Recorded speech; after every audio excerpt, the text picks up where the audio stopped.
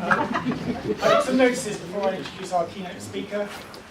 First of all, the loos, the gents' loos are through the front door and up the stairs.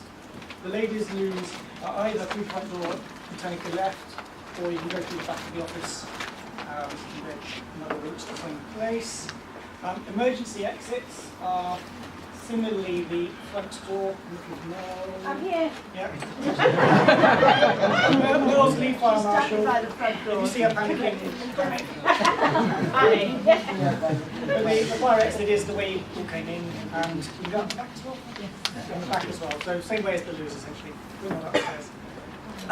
We might have a test fire alarm. It wouldn't be a fire drill, I hope, but it would be alarm going off. Tends to be Fridays. I wanted to thank Jabril and Ellie for organising much of the logistics of the day. I can't see them. Jabril's here. Ellie and Jabril. Thank you very much. Ellie's been on the traineeship and she's working here, and Jabril is an apprentice. And so I wanted to congratulate them both, and it might be nice to give them a hand. Yeah.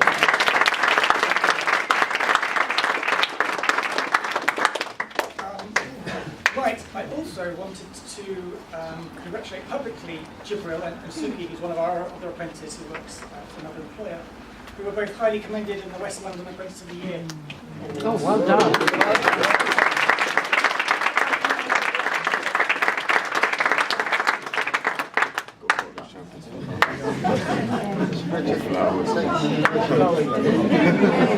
Stop front row now.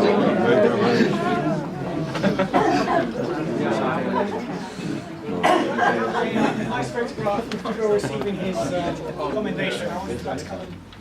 Oh, well done.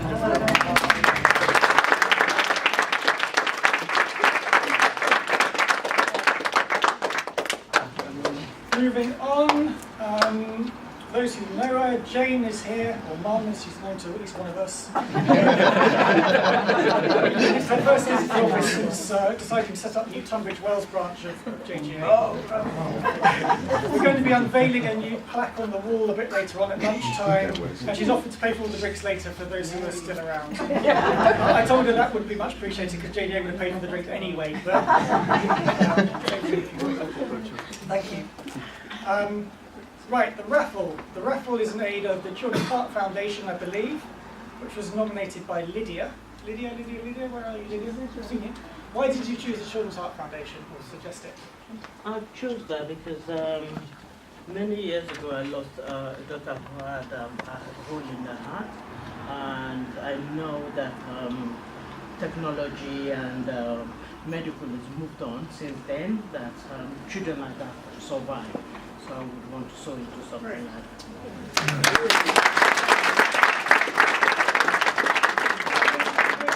Just outside the door, it was a Memphis Liz, and there's a hamper, and it's got happy things in it, sort of fizz and things like that. Merle, would you like to start?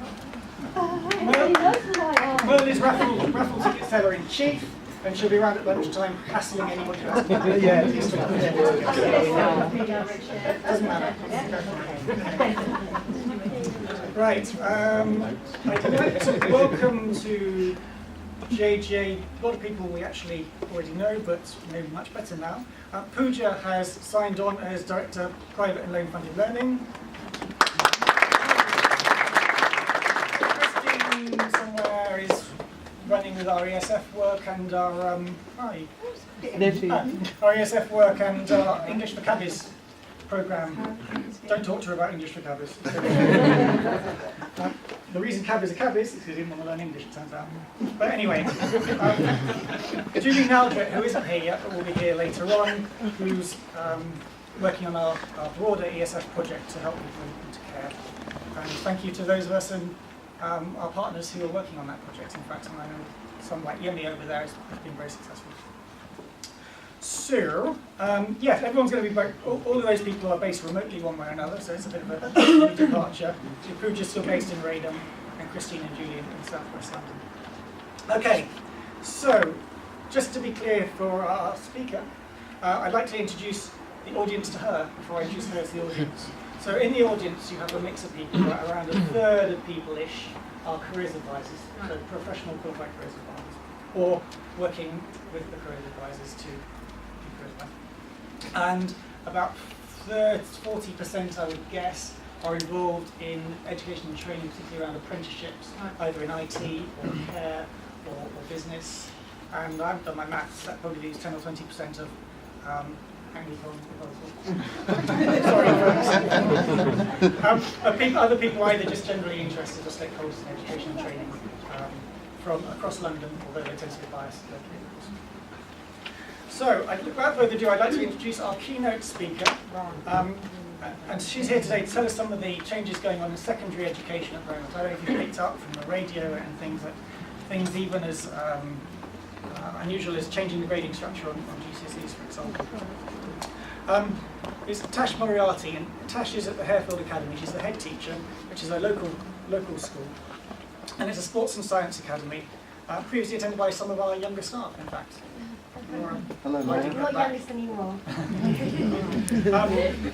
Anyway, I'm sure Tash will fill us in formally on her CV, but I'd like to read out a couple of words that were I found from the head boy of Harefield Academy.